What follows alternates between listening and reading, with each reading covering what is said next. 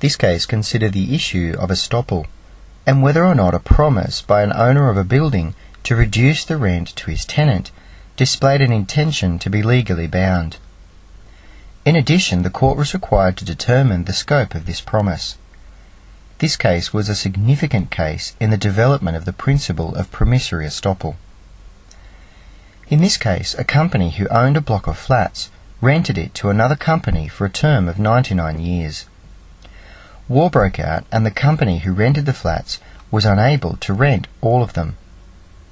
The directors of the two companies entered into discussions regarding this problem, and as a result the owner of the flats agreed to reduce the amount of rent and put this in writing.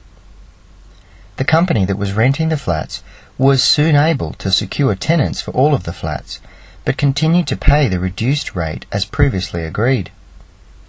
The owner of the building then wrote to the company and requested that rent be paid at the higher rate, and also requested back payment for the reduction in the rent over the previous period.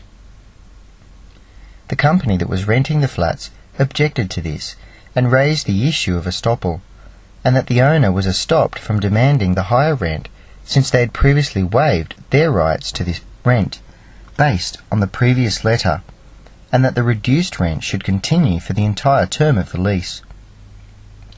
The owner argued that the agreement was only temporary and was void since there was no consideration for the promise.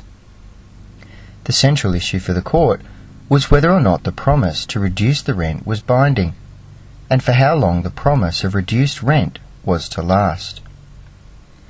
The court ultimately